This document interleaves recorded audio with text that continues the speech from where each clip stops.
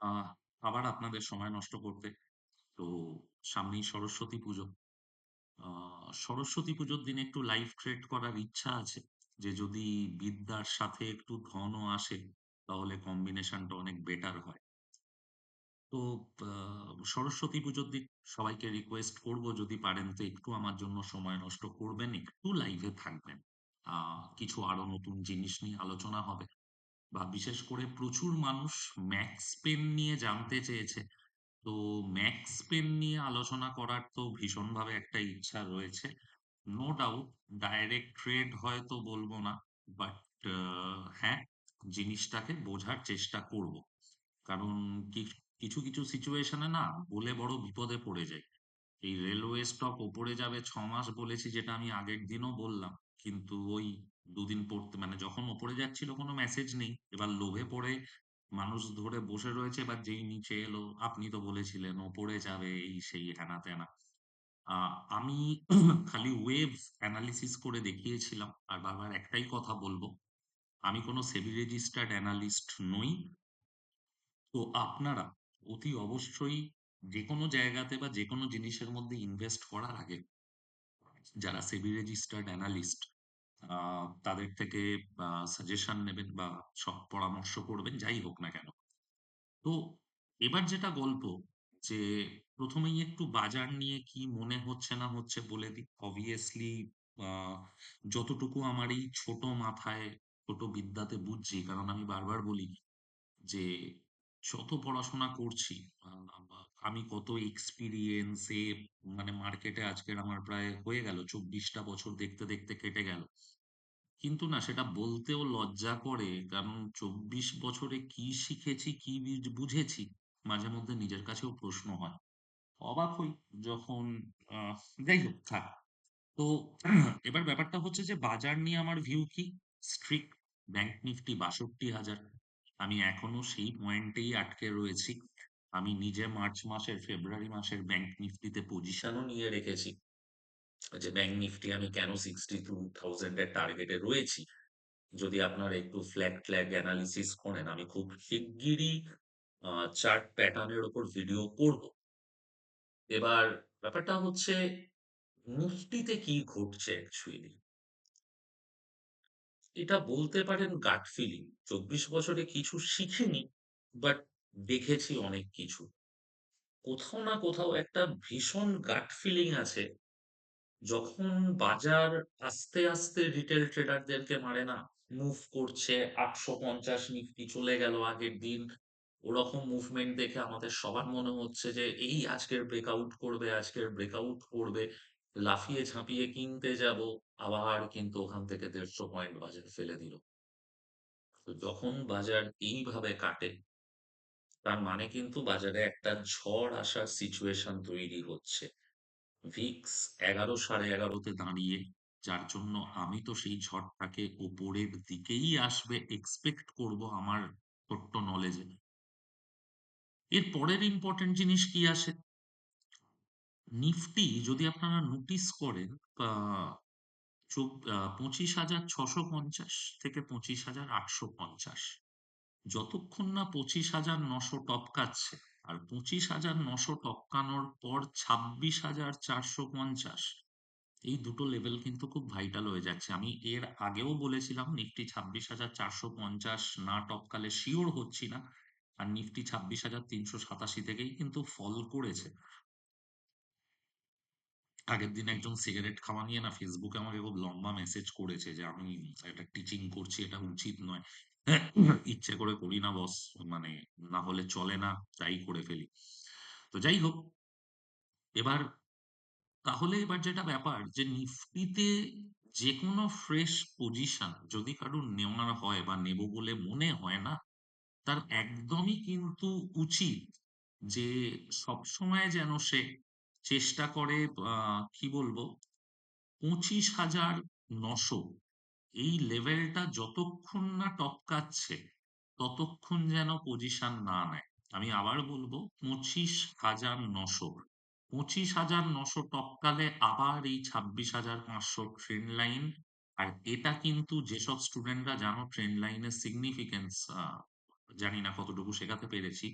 এটা কিন্তু কনফ্লুয়েন্স জোনও বটে। দুখানা ট্রেন লাইন মার্জ করছে বা জাংশন বা দমদম স্টেশন। বিভিন্ন জায়গার রেল লাইন একে অপরকে ক্রস করছে। তো এই জায়গাগুলো একটু তো ট্রিকি হয়, সময় নেয়। 1st ফেব্রুয়ারিও মার্কেট খোলা, থাকবো। বাজেটে প্রচুর স্টুডেন্ট বলেছে লাইভ ট্রেডে থাকো তো নয়দা, লাইভ ট্রেড হোক। তো হবে, লস করি প্রফিট করি একসাথেই করব। যদি হয় সুজন তেঁতুল পাতায় ৪০ জন, যাই হোক। এবার কথা হচ্ছে যে আজকের ভিডিওটা কি নিয়ে? আবার আমি বলবো পিএসইউ ব্যাংক ইনফ্রাস্ট্রাকচার নজর রাখতে। লাস্ট ৫টা ৬টা ভিডিওতে কনস্ট্যান্ট বলে যাচ্ছি যে পিএসইউ ব্যাংক সেক্টরে আমি হিউজ ব্রেকআউট দেখতে পাচ্ছি। এবার সেটাকে অপশনে কনভার্ট করে ট্রেড করবেন না ফিউচারে করবেন না ক্যাশে পজিশন নেবেন, এটা কিন্তু টোটালি আপনাদের ব্যাপার। আমি আমার চার্ট অ্যানালিসিসে যতটুকু বুঝি সেই ভিউটা আপনাদের সঙ্গে কিন্তু শেয়ার করেছি যে পিএসইউ ব্যাংকে একটা মুভমেন্ট আসতে পারে। যাই হোক, ইউনিয়ন ব্যাংক, ফেডারেল ব্যাংক আসা হোক, কানাড়া ব্যাংক আর ব্যাংক অফ বরোদা পিএনবি তেও আসবে। আইভি পার্সেন্টাইল, আগের দিন যখন অপশনের ভ্যালুয়েশন নিয়ে ক্লাস করছিলাম যে ইন্ট্রিনসিক ভ্যালু কি, টাইম ভ্যালু কি, তো তখন আমি একটা জিনিস বলেছিলাম যে আইভি পার্সেন্টাইল জিনিসটা কিন্তু প্রচন্ড ইম্পর্টেন্ট। কেন প্রচন্ড ইম্পর্টেন্ট? সেদিনকে না আমি ডিটেল জিনিসগুলোর মধ্যে ঢুকিনি। আমি খুব শর্টকাটে বলে বেরিয়ে গেছিলাম। এই পড়াতে পড়াতেই একটু চার্ট দেখিয়ে দিই, ব্যাংক নিফটিটা একটু দেখি। তো শর্টকাটে খালি কিছু ট্রিক বলে বেরিয়ে গেছিলাম। বাট পরে কোথাও রিয়ালাইজ হলো না, এটা আমি নিজেও বিশ্বাস করি যে আধা জ্ঞান বড় ভয়ঙ্কর জিনিস। যদি দিই তো পুরোটা দেওয়া উচিত, যদি না দিই তো দেওয়ার দরকার নেই। সো কোথাও না কোথাও সেই ফিলিংস থেকে যে মনে হলো যে না, এটার উপর একটা ডিটেল ভিডিও বানিয়ে দিই। আর আবার বলছি, আমি সব জানতা হরিদাস পাল নই। আহ, এই আইভি পার্সেন্টাইল জিনিসটা ম্যাক্স পেন আজ থেকে ৫-৬ মাস আগে শিখেছি। তারপর রিসেন্টলি এই আইভি পার্সেন্টাইলের ব্যাপারটাকে ডিটেলসে শিখলাম। এবার কেন, এটাও একটা ভিডিওর কারণ। সুব্রত দা বেহালা থেকে, আমার প্রথম দিককার ইউটিউব ভিডিওর এ থেকে, আর ভদ্রলোক আমি বহুবার বহু জায়গায় নাম করেছি যে কিছু মানুষ, অভিজিৎ দা, সুব্রত দা, সামন্ত দা, এরা মানে হয়তো ইউটিউবে চ্যানেল নেই, কিন্তু রিসার্চটা এরা খুব খেটে খুঁটে করে। ঠিক আছে? নতুন, নতুন আইডিয়াকে ইমপ্লিমেন্ট করা, স্টক খুঁজে বার করা। সুব্রতদার নলেজ, মেরিন ইঞ্জিনিয়ারিং কি পরিমাণ পয়সা দিয়েছে YouTube লাইভে বলা তোমরা দেখেছো। এরকম প্রচুর স্টকের কল সুব্রতদা দিয়েছে আমাদেরকে আগে। যাই হোক, তো আচ্ছা, সেদিনকে অয়নদাও একটা কল দিয়েছিল। অয়নদা আমাদের স্টুডেন্ট, অসাম এন্টারপ্রাইজ। ওই স্টকটাও কিন্তু আগের দিন 20% আপার সার্কিট হলো। জাস্ট অ্যাকনলেজ করা যে মানুষগুলো ভালো কাজ করছে বা যে মানুষগুলো রিসার্চটা করছে সিরিয়াসলি। এবার যেটা বলার জন্য এত নাটক, প্রথম কথাই সুব্রতদা আমাকে ইনফর্ম করলে এই আইভি পার্সেন্টাইল ব্যাপারটার উপর একটা কিছু এক্সেল বা কিছু একটা স্ক্যানার বানিয়ে কেউ একজন ৩৫,০০০ টাকা করে বিক্রি করছে। এবার কথাটা হচ্ছে, কে কিনছে বা কে কিনছে না সেটা ইম্পর্টেন্ট নয়। এই যে ওয়ার্ড গুলো না, আমরা যখন স্টক মার্কেটের বিভিন্ন সাইটে যাই, বিভিন্ন জিনিস দেখি, এই ওয়ার্ড গুলো কিন্তু থাকে। উপরের বাক্সর মধ্যে লেখা রয়েছে আইভি পার্সেন্টাইল এত পার্সেন্ট, আইভি এত পার্সেন্ট, আইভি র্যাঙ্ক এত, এরকম নানা রকম জিনিস থাকে। প্রবলেমটা হচ্ছে যে আমরা প্রশ্ন করি না। যেদিনকে আপনার ওই বক্সে আইভি পার্সেন্টাইলটাকে দেখে মনে হবে এই জিনিসটা কি, কেন দেয়, আমার মাথায় তো এইভাবেই ১ মাস আগে এলো। তো যখনই কোনো স্টক মার্কেটের যে কোনো জায়গায় কোনো কিছু ফলো করছে, কোনো নতুন ওয়ার্ড চোখে পড়ছে, আমি বারবার একটা ভিডিও করেছিলাম যে এআই কে কিভাবে ইউজ করবে না। আমার কাছে এআই, চ্যাট জিপিটি এই জিনিসগুলোকে শেখার জায়গা। যে কোনো জায়গায় নতুন কোনো ওয়ার্ড, গিয়ে গুগল সার্চ করুন, investing.com এ যান, চ্যাট জিপিটিতে যান, ডিটেল লিখতে বলুন, ডেসক্রিপশন দিতে বলুন, ওরা আপনাকে এক্সাম্পল দিয়ে সব বোঝাবে। হ্যাঁ, মানছি ইংরাজি ভাষাটায় আমাদের একটু কষ্ট হয়। ইউটিউব ভিডিও সার্চ করুন ওই টপিকের ওপর। আমরা প্রত্যেকে সবাই সবকিছু জানি এটা কিন্তু নয় স্টক মার্কেট এত বড় জিনিস। আমি এতদিন ভাবতাম আমি ৫% জানি। এখন আমার নিজেকে সন্দেহ হয় আমি বোধহয় ১% ও জানি কিনা সন্দেহ। তো যাই হোক, আচ্ছা এই প্রসঙ্গে একটা কথা বলে রাখি। রিসেন্টলি ফেসবুকে দীপঙ্কর নাম, হুম?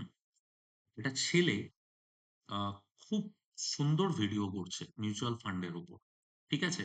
খুব ডিটেইলে বোঝায়। আপনারা ফেসবুকে দীপঙ্কর কি না আমার পদবীটা মনে পড়ছে না। আমার চোখে পড়ল। এবার যে ভালো করছে তাকে অ্যাপ্রিশিয়েট করা দরকার। আমার সাথে কখনো তার কথাও হয়নি, আলাপও হয়নি, পেইড প্রমোশন ও নয়। ছেলেটা রিয়েলি হেল্প করার চেষ্টা করছে। সো আমারও শেখার রয়েছে ওর থেকে। ওর ভিডিওগুলো আমি মন দিয়ে দেখব। দীপঙ্কর আমি জানি না তুমি আমার ভিডিও দেখো কিনা। যদি কখনো ভিডিও আমি করি কোনো মিউচুয়াল ফান্ডের তোমার থেকে অনুপ্রাণিত হয়ে obviously আমি তোমাকে মেসেজ করে আগে পারমিশন নেব। Dipankar keep up the good work. খুব ভালো কাজ করছো বস। খুব ভালোভাবে তুমি বোর্ডে মিউচুয়াল ফান্ডের সমস্ত ফান্ডাগুলোকে বোঝানোর চেষ্টা করো। Thank you. মানে এটা আমাদের রিটেলদের খুব হেল্প হয়। আমি অনেক কিছু জানি না, আমি অনেক কিছু শিখছি। আজকের একটু বেশি ফালতু বকছি। তো আইভি পার্সেন্টাইলটা কি ডিটেলে বুঝি। খুব সেদিনকে শর্টকাটে গেছি। ধরে নাও একটা বছরে ২৫২ টা ট্রেডিং ডে হয়। ঠিক আছে? একটা বছরে ২৫২ টা ট্রেডিং ডে হয়। এবার এই যে ২৫২ টা ট্রেডিং ডের প্রত্যেক দিন একটা করে আইভি থাকে। আইভি মানে কি? Employed volatility. এবার প্রশ্ন আসবে ইমপ্লয়েড ভোলাটিলিটি কি? এই জায়গাটা একটু ক্লিয়ার করে দিই। ভোলাটিলিটি না ৩ রকম হয়। ৩ রকম কি, কি? একটা হচ্ছে হিস্টোরিক্যাল ভোলাটিলিটি যা আগে ছিল। একটা হচ্ছে ইমপ্লয়েড ভোলাটিলিটি যেটা এখন আছে। আরেকটা হচ্ছে ফিউচার ভোলাটিলিটি যেটা ভবিষ্যতে হবে। মানে এরকম ভাবে ভাবো, রণবীর কাপুর ও সিনেমা করে। ওর আগের সিনেমাটা ৫০০ কোটির ব্যবসা করেছিল। এটা হচ্ছে হিস্টোরিক্যাল ভোলাটিলিটি। এবার এই হিস্টোরিক্যাল ভোলাটিলিটির উপর ক্যালকুলেট করে আমি ধরে নাও ক্যালকুলেশন নিলাম যে আহ, রণবীর সিং এর তোমার রণবীর কাপুর বলে যাই হোক, রণবীর সিং এর ধুরন্ধর সিনেমাও ৫০০ কোটির ব্যবসা করবে, যেহেতু ওর হিস্টোরিক্যাল তো ৩-৪টে সিনেমা ৫০০ কোটির ব্যবসা করেছে। কিন্তু ধুরন্ধর কত ব্যবসা করলো? ১২০০ কোটি টাকার ব্যবসা করলো। তার মানে এই যে ১২০০, সেটা কিন্তু হচ্ছে ইমপ্লয়েড ভোলাটিলিটি, মানে এই সিনেমাটার ব্যবসা, জাস্ট বোঝানোর জন্য বলছি। আবার এটা ১২০০ কোটি করছে মানে পরেরটাও ১২০০ কোটি করবে, পরের সিনেমাটা নেই, এটার কোনো যুক্তি নেই। ওটা তো ২০০০ কোটিও হতে পারে, আবার ২০০ কোটিও হতে পারে। তো ওটা হচ্ছে ফিউচার ভোলাটিলিটি। কিন্তু আমরা যারা স্টক মার্কেটে রয়েছি, অবভিয়াসলি হিস্টোরিক্যাল ভোলাটিলিটি একটা স্টক বা ইন্ডেক্স গত ২৫-৩০ বছরে কি পারফরমেন্স দিয়েছে সেটা বোঝার জন্য আমাকে হেল্প করে। তার মানে এই নয় যে আজকের ডেটেও সেটাই হবে।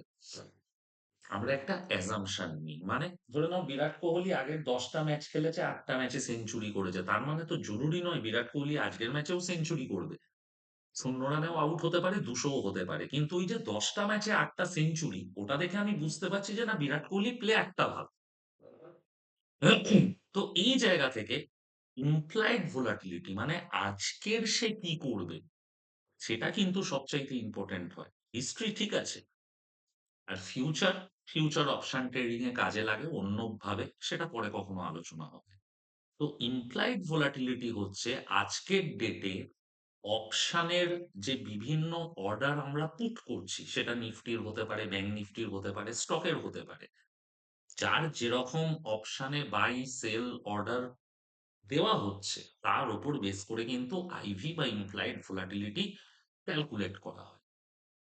যেমন ধরো, ধুরন্ধর প্রথম ৩ দিনে সব হল হাউসফুল গেল, দেখলাম ৫০০ কোটি তো প্রথম ৩ দিনেই হয়ে গেছে, তার মানে ১০০০-১২০০ কোটি হয়ে যাবে। ঠিক তেমন ভাবেই অপশনের ওই অর্ডার পুটের ওপর ইমপ্লয়েড ভোলাটিলিটিটাকে ক্যালকুলেট করা হয় একটা কমপ্লেক্স ম্যাথমেটিক্স এর। এবার ধরে নাও আজকের একটা স্টকের ইমপ্লয়েড ভোলাটিলিটি হচ্ছে সাপোজ 30, 30, 30। আর তার পাশেই আমি দেখলাম তার আইভি পার্সেন্টাইল লেখা রয়েছে সাপোজ 50, 60, 50%, 60%। তাহলে এই যে ইমপ্লয়েড ভোলাটিলিটি আর আইভি পার্সেন্টাইল, এই দুটোর মধ্যে ডিফারেন্সটা কি? আর আমাদের মতন অপশন ট্রেডারদেরকে তারা কিভাবে হেল্প করছে? ফার্স্টে বলে নিই, তারপর সেকেন্ড উদাহরণগুলোতে যাব। আইভি হচ্ছে 30%, মানে প্রেজেন্ট যা কলপুটের অর্ডার পুট হচ্ছে তার উপর আইভি বেরোচ্ছে, খুব ভালো কথা। আইভি পার্সেন্টাইলটা কি?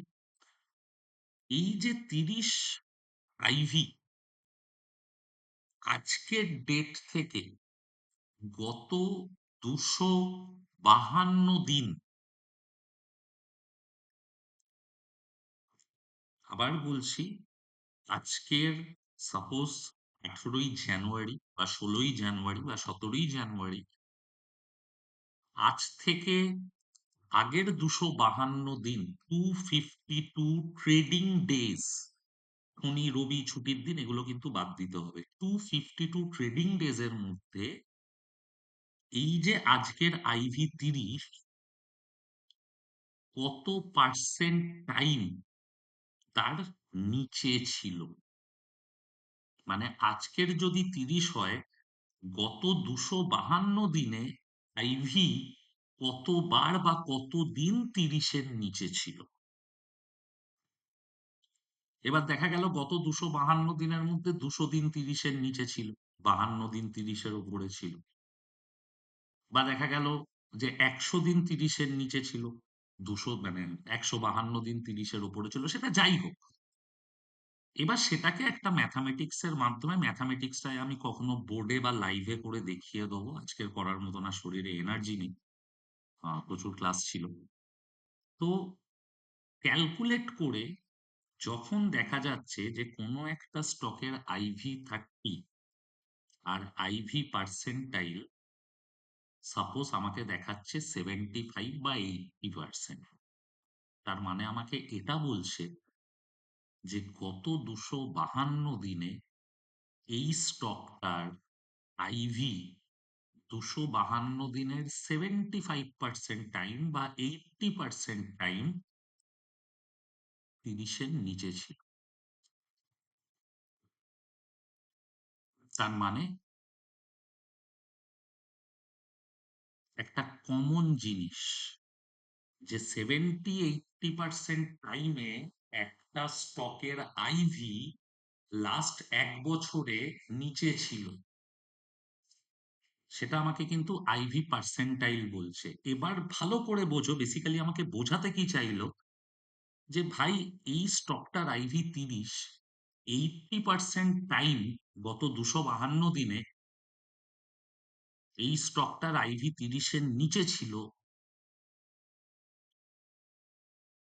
তার মানে এটা কমন ফ্যাক্টর যে ওর আইভি 30-এর নিচেই থাকে। আজকের একদিন আইভি বেড়ে গেছে বলে আমরা যদি দুমদাম কল কিনে নিই, আমরা কিন্তু ঝাড় খাবো, কারণ এই আইভি অপশনের দামটাকে ডিসাইড করে। মানে সিম্পল ব্যাপার, এরকম ভাবে ব্যাপারটাকে বোঝাই তাহলে বুঝতে আরো সুবিধা হবে। ধরে নাও আলুর দাম 40 টাকা, এটা হচ্ছে আইভি। এবার তুমি বাজারে গেলে 40 টাকায় 500 কেজি আলু নিয়ে চলে এলে বা 50 কেজি আলু নিয়ে চলে এলে, কিন্তু সেম টাইমে কেউ যদি আলুর আইভি পার্সেন্টাইল ডেটাটাকে অ্যানালিসিস করে, সে দেখবে গত বছর এই যে আলু আজকের 40 টাকা, 365 দিনের মধ্যে 300 দিনই আলু 40 টাকার নিচের দামে ছিল। তার মানে আজকের আমার 40 টাকায় আলুটা কেনা উচিত না, ওয়েট করি একদিন দুদিন, আলুর দাম আবার 28-এ বা 30-এ চলে আসবে। আমি জানি না আমি কতটা বোঝাতে পারছি, একটু কমপ্লিকেটেড, তো কখনো কখনো নিজের ওপরও সন্দেহ হয়। তো আইভির ক্যালকুলেশন পাস্ট 1 বছর ধরে বা 252 দিন ধরে ক্যালকুলেট করে আইভি পার্সেন্টাইল আমাকে বলে দেয় যে কোন স্টকের অপশনটা বেশি দাম চাইছে, কোন স্টকের অপশনটা সস্তা চাইছে। আবার বলছি, অপশনের দাম কিন্তু ডিপেন্ড করে আইভির ওপর। ঠিক আছে? মানে সমস্ত ব্ল্যাক অ্যান্ড স্কোলস ফর্মুলায় ফেলার পর আইভিটা দিয়ে গুণ করতে হয়।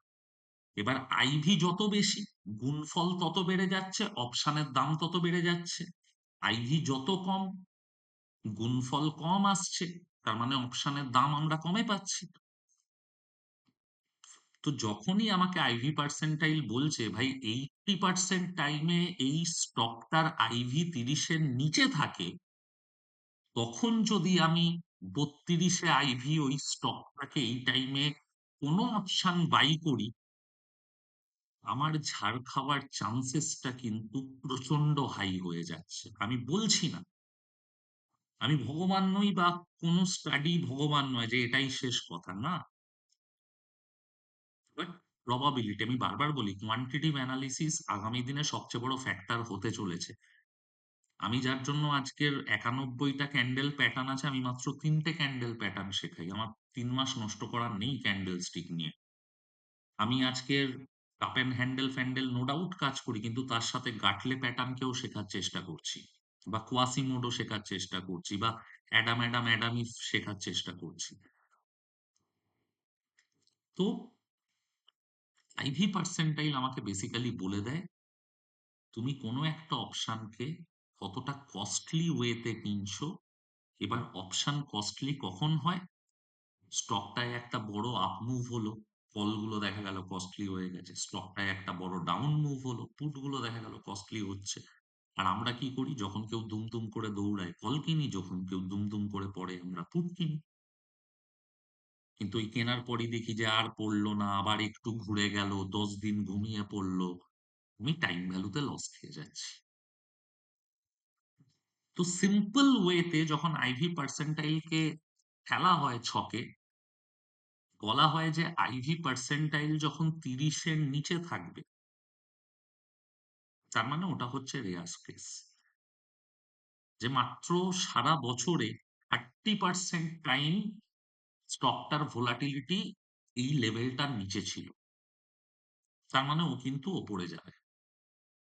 আজকে যদি আমি আলু 20 টাকায় পাই আর আইভি পার্সেন্টাইল আমি দেখি 20 আছে, সাপোজ, তার মানে আমাকে বলছে ভাই গত বছর 365 দিনের মধ্যে, জাস্ট উদাহরণ হিসেবে বোঝানোর চেষ্টা করছি, সংখ্যাগুলোতে যেও না, যে গত বছর 365 দিনের মধ্যে মাত্র 50 কি 60 দিন আলুর দাম 20 টাকার নিচে ছিল, বাকি প্রত্যেক দিন আলুর দাম 20 টাকার উপরে ছিল। তার মানে এই দিনগুলোতে আমি আলু কিনে স্টোরে ঢোকাবো মাত্র 20% ডেতে, লাস্ট 1 বছরের হিসেবে।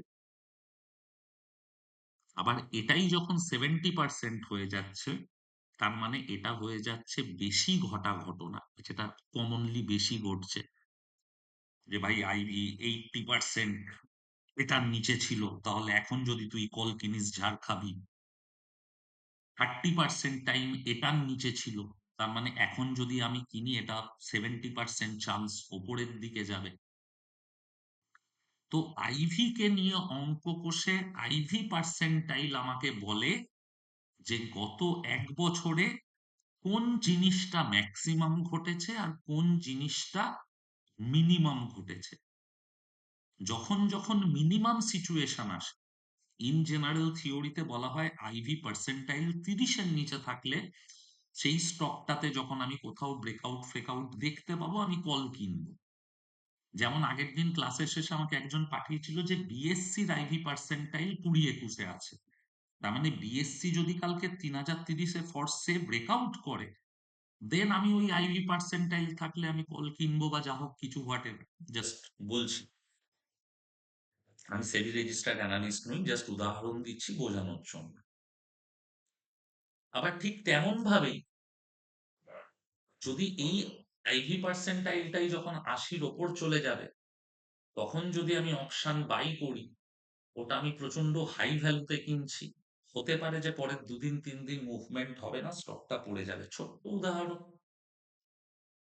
যেদিনকে আমি ক্লাস করছি সেদিনকে আমি লাইভে ইউনিয়ন ব্যাংকের আইভি পার্সেন্টাইল দেখিয়েছিলাম, দেখিয়ে বলেছিলাম ওই 89-95 ছিল বুধবার দিন। বৃহস্পতিবার মার্কেট বন্ধ ছিল, আমি বলেছিলাম যে শুক্রবার দিন ইউনিয়ন ব্যাংকে কোনো মুভ হবে না, কেউ যদি কল কিনে নেয় ছাড় খাবে। আমি জাস্ট স্টাডির জন্য ফেব্রুয়ারি মাসের ১৯০ এর ১৮০ কল ৫ টাকা থেকে ৩ টাকা হয়ে গেল। ইউনিয়ন ব্যাংক কি করেছে? করেনি। ৭৮ থেকে ৭৭ ১ টাকা হয়েছে। সারাদিন মুভই করেনি। টাইম ভ্যালু ২ টাকা খেয়ে নিল। আইভি পার্সেন্টাইল ৯০ থেকে ৪০ বা ৩৫ চলে এসেছে। এটাই যখন আরেকটু নিচে ৩০ এর নিচে আসবে, আমি কিন্তু বাই করব। বেসিক্যালি চার্টের মুভমেন্টের সাথে আইভি পার্সেন্টাইলটাকে যদি আমরা মেলাতে পারি, কখন এন্ট্রি নেব, কখন এক্সিট নেব, কনসেপ্ট অনেক ক্লিয়ার হয়ে যাবে। ইউনিয়ন ব্যাংক অনেক বড় দৌড়াবে আমার হিসাবে, কিন্তু আমি অপশন কিনবো ৩০ এর নিচে, মানে আইভি পার্সেন্টাইল ৩০ এর নিচে থাকলে যেই ওটা বেড়ে ৮০ ৭০ ৮০ হয়ে যাবে, আমি প্রফিট বুক করে বেরিয়ে আবার চুপচাপ বসে যাব। কারণ নেক্সট দুদিন দেখবো যে স্টকটাতে মুভমেন্ট হচ্ছে না, অপশনের প্রিমিয়াম বলছে। যেমন ধরে নাও লাস্ট দিন ফেডারেল ব্যাংক হয়েছে 10% আপার সার্কিট, ওর আইভি পার্সেন্টাইল দেখো ৯০ ৯৫, 99% চান্স কেউ ধরে নাও আগের দিন দিনের শেষে ফেডারেল ব্যাংকের কল কিনেছে, সোমবার দিন সে কোনো মুভমেন্ট পাবে না। নিচে আসবে কি আসবে না জানি না, উপরে গেলেও 0.5% 1%। বাট যেটা মোস্ট ইম্পর্টেন্ট জিনিস ঘটবে, তোমরা এখনই শুক্রবার দিন ৩:৩০ ফেডারেল ব্যাংকের ২৭০ কল বা ২৭৫ কল কি দামে বন্ধ হয়েছে দেখো, আর সোমবার দিন দিনের শেষে কি দাম আছে দেখো। ইন জেনারেল যখন আইভি পার্সেন্টাইল লোকে বলে ৭০-এর ওপর কিনতে নেই, সেল করতে হয় যারা পাকা ট্রেডার, আমি সেটাই ৭০টাকে বলছি তোমরা ৯০ করো। আমার কাছে বারবার একটাই কথা, ভালো ট্রেডার হতে চাইলে কম ট্রেড করো। আজকে সেন্ট জেভিয়ার্স এর রেজাল্ট কেন এত ভালো হয় আমি বারবার কি বলি, কারণ ওদের কোয়েশ্চেন পেপারটা টাফ। যারা সেই কোয়েশ্চেন পেপারে পাশ করে আসছে না, তারা খুব কম সংখ্যক ছাত্র, আর তারা ব্রিলিয়ান্ট। তো তুমিও তোমার এই স্টক মার্কেটের কোয়েশ্চেন পেপারটাকে যত টাফ করবে, যে আমি ২০-র নিচে আইভি পার্সেন্টাইল এলে তবেই কল কিনবো বা পুট কিনবো, আমি যখন ৮০-র ওপর যাবে তখনই কল পুট সেল করব, strategically iron condor spread made অনেক কিছু করা যায়, একটু গুগল করো পেয়ে যাবে, সেগুলোর মধ্যে আমি ঢুকতে চাই না। কিন্তু কোয়েশ্চেন পেপার যখন তুমি টাফ বানাবে, খুব কম স্টক আছে সেই প্রত্যেকটা টেস্ট বা পরীক্ষাকে পাশ করে তোমার ঘরে আসবে, আর তুমি সেগুলোতে ট্রেড করলে প্রফিট করবে। আমি আবার বলছি, ভালো ট্রেডারদের একটাই কাজ, কম ট্রেড করা। যাই হোক, অনেক সময় নষ্ট করলাম। ফেব্রুয়ারি থেকে অপশনের অনলাইন কোর্স শুরু হচ্ছে, ফুল কোর্স শুরু হচ্ছে, অলরেডি ব্যাচ ফুল। যারা জয়েন করেছো তাদেরকে থ্যাংক ইউ। চলো নতুন কিছু প্রত্যেকটা ব্যাচেই যা শিখি শেখানোর চেষ্টা করি, থাকবে। আহ বর্ধমান কাল দুপুরবেলা থেকে বা প্রত্যেক রোববার ওই বাহিরপাড়া জল ট্যাঙ্কি, বেসিক্যালি একজন স্টুডেন্টই ব্যবস্থা করে দিয়েছে, আমি কালকে গেলে বুঝতে পারবো। কালকে দুপুর ১টা থেকে প্রথম ক্লাস, সবার সাথে আলাপ হবে যারা আসবে। আর ওখানেও দূর দূরান্ত থেকে বোলপুর, কাটোয়া বিভিন্ন জায়গা থেকে স্টুডেন্ট ভর্তি হয়েছে। আমি জানি না কতটা তারা এনার্জি রাখতে পারবে, কারণ এগেন বস কোনো ম্যাজিক নেই, যা আছে লজিক আছে। যার লজিক আর কনফিডেন্স যত স্ট্রং, ধৈর্য যত ভালো, সে তত বেটার পয়সা কামিয়ে যাবে। আর চলো কালকে বর্তমানে দেখা হচ্ছে, সরস্বতী পুজোয় লাইভ ট্রেডে থাকছি। প্রত্যেকে প্লিজ একটু যেগুলো বললাম নজর রাখো, আর হোপফুলি নিফটি ৮৭০-এর ওপর মেবি একটা বড় কিছু মুভমেন্ট করবে। আর একটু আইভি পার্সেন্টাইলটাকে আমি জানি না আমি কতটা বোঝাতে পেরেছি, আহ, একটু তোমরা নিজেরাও খাটনি করো। এবার যেটা সবচেয়ে ইম্পর্টেন্ট কোয়েশ্চেন আসবে লাস্ট আমি জানি, যে আইভি পার্সেন্টাইল আমি দেখবো কোথা থেকে। প্রথম জিনিস মাথায় রেখো যে আইভি পার্সেন্টাইল এই জিনিসটা হচ্ছে একমাত্র ফিউচার স্টকেই আমি পাবো। কারণ যে স্টকের ফিউচার অপশনে ট্রেড হয়, সেই স্টকেই একমাত্র আইভি ডেটা জেনারেট হয়, ইমপ্লাইড ভোলাটিলিটি ডেটা। আর ইমপ্লাইড ভোলাটিলিটি ডেটার উপরই আইভি পার্সেন্টাইল ক্রিয়েট হয়। এবার অনেকে আমাকে প্রশ্ন করছে, দাদা এই স্টকটায় আইভি পার্সেন্টাইল 0 দেখাচ্ছে। এগুলো একটু কমন সেন্স ইউজ করার জন্য বলছি, যে আইভি পার্সেন্টাইল কোন স্টকের বাড়তে গেলে, মানে বার করতে গেলে 1 বছরের ডেটা লাগে। এবার ধরে নাও বাজাজ হোল্ডিং সবে 1 মাস আগে ফিউচার অপশনে এন্ট্রি হয়েছে। এর তো তুমি ডেটা পাবে না। 1 বছর বয়স হবে, তবে গিয়ে ডেটা তোমাকেও অঙ্ক কষে বলতে পারে। তো প্রথম হচ্ছে যে আমি যে সাইটটা ইউজ করি অবস্ট্রা এজ, আগের দিনও দেখিয়েছি, স্টিল আবার দেখিয়ে দিচ্ছি আমি। এবার হয়তো আরেকটু ডিটেলে বুঝে কাজ করতে সুবিধা হবে। চক্র ঘুরেই যাচ্ছে। আচ্ছা, লগ ইন করি। এই ডিফাইন এজ ভোলার স্কোর বলে একটা মারাত্মক জিনিস তৈরি করেছে মোমেন্টাম স্টক ফাইন্ড করার। আমি বারবার বলছি জিনিসটা এত ইন্টারেস্টিং আর তার সাথে এতটা কমপ্লিকেটেড, আমার মতন অঙ্কে 28 পাওয়া ছেলের মাথায় ঢোকাটা খুব চাপ হয়ে যাচ্ছে। মানে মাথায় এইভাবে গুঁতিয়ে গুঁতিয়ে ঢোকাতে হচ্ছে। আর বাই দ্য ওয়ে, যারা সিগারেট নিয়ে আমাকে গালাগাল করেছো, আধ ঘন্টা ধরে ভিডিও করছি, আমি কিন্তু একটাও সিগারেট খাইনি। ঠিক আছে? আচ্ছা, নিফটি ব্যাংক নিফটির ক্ষেত্রে কিন্তু কখনো আইভি পার্সেন্টাইলকে ইউজ করবে না। এখানে ধরে নাও আমি একটা স্টক নিলাম, suppose A S H O A, কি হলো, অশোক লেল্যান্ড, জাস্ট দেখার জন্য। যেই অশোক লেল্যান্ড আমি নিলাম, ভালো করে দেখো, আইভি হচ্ছে 29, আইভি পার্সেন্টাইল হচ্ছে 55। তার মানে অপশন একটু হলেও কস্টলি আছে। তোমাকে ওয়েট করতে হবে এটা 30-এর নিচে আসে, তাহলে কিন্তু পারফেক্ট। ইন জেনারেল একটা তবু ছোট্ট ঘটনা বলে দিই, বেসিক বলে দিচ্ছি, 30-এর নিচে বাই। চার্ট দেখে তোমাকে বুঝতে হবে স্টকটা ওপরে যাবে না নিচে যাবে, সেই হিসেবে কল পুট কেনো। আইভি পার্সেন্টাইল 30-এর নিচে মানে অপশন তুমি সস্তায় কিনছো, বা চৈত্র সেলে ভালো জিনিস পাচ্ছ নাও। চার্ট অ্যানালিসিসটা কিন্তু মোস্ট ইম্পর্টেন্ট, আমি বারবার একটা কথা বলি। আইভি পার্সেন্টাইল 70-এর ওপরে বা 80-র ওপরে, তার মানে অপশন খুব কস্টলি। চার্ট তোমার যাই লাগুক, তুমি তার উপর বেস করে কল বা পুট সেল করো। আয়রন কন্ডর করতে পারো, স্ট্র্যাডল করতে পারো, স্ট্র্যাঙ্গেল করতে পারো, যা যায় যে যা জানো, আমি অত জানি না, করতে পারো। 30 থেকে 60 বা 70, এই যে মিডল লেভেলটা, বা 50-এর আশেপাশে, যেমন এটার আইভি পার্সেন্টাইল হচ্ছে, সরি, কোথায় গেলি,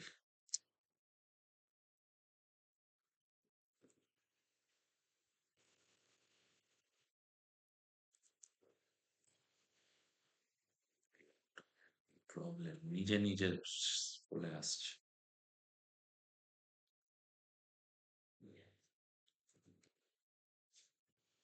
যেমন ধরো এই যে অশোক লেল্যান্ডের আইভি পার্সেন্টাইল 50। ইন জেনারেল বলা হয় যে যখন কোন স্টকের আইভি পার্সেন্টাইল 30 থেকে 70-এর মধ্যে থাকে, তখন চার্টই শেষ কথা। অপশন নিজের স্ট্যান্ডার্ড রেট মেনটেন করছে। তো তোমার চার্ট যদি বলে ওপরে যাবে, তুমি কলে পজিশন নাও। চার্ট যদি বলে নিচে যাবে, তুমি পুটে পজিশন নাও। বাট যখন কোনো একটা স্টকে বড় মুভমেন্ট হয়ে যায়, যেমন একটু যদি আমরা ফেডারেল ব্যাংকে যাই,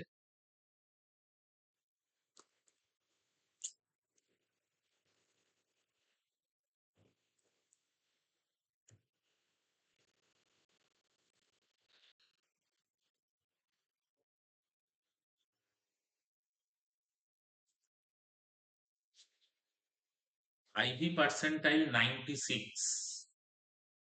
তো এই জায়গাটা কিন্তু ফেডারেল ব্যাংকের যদি কেউ অপশন কেনে, তার জন্য কিন্তু প্রচন্ড রিস্কি জায়গা, প্রচন্ড। 96% আইভি পার্সেন্টাইল মানে আইভি আজকের যে জায়গায় গেছে, ঠিক আছে,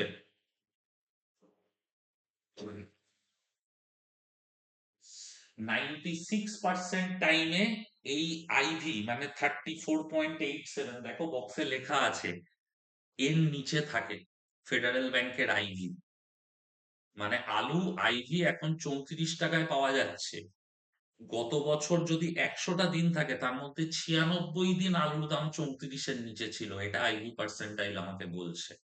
4 দিন মাত্র আলুর দাম 34-এর ওপরে গেছিল। এই যে 96 দিন 34-এর নিচে, তার মানে 4 দিন ওপরে। তার মানে এই জায়গা থেকে যদি কেউ আগের দিন দিনের শেষে ধরে নাও 275 বা 280-র কল শর্ট করে যায়, 90% চান্স সে প্রফিট করবে। এটা হচ্ছে কোয়ান্টিটেটিভ অ্যানালিসিস এর একটা পার্ট। যতটা পারলাম বোঝানোর চেষ্টা করলাম। একটাই রিকোয়েস্ট থাকবে যে যদি ভালো হয় বা যে বন্ধুগুলো অপশন ট্রেড করছে টেলিগ্রাম চ্যানেল হোক বা যেখান থেকে হোক, যদি কারোর মনে হয় যেগুলো একটু কাজে লাগ, প্লিজ একটু ভিডিওটা শেয়ার করুন তোমাদের ফেসবুক আর হোয়াটসঅ্যাপ পেজে। একটু লাইক, একটু সাবস্ক্রাইব, একটু কমেন্ট, এইটুকুই চাইলাম। এটা কোথাও না কোথাও হয়তো আমাকেও এনার্জি দেবে যে আরো নতুন কিছু পড়ি, নতুন কিছু জানি, নতুন কিছু তোমাদের সাথে শেয়ার করি। ভালো থেকো সবাই। সরস্বতী পুজোর দিন লাইভ ট্রেডে সবার সাথে দেখা হচ্ছে। ভালো থেকো।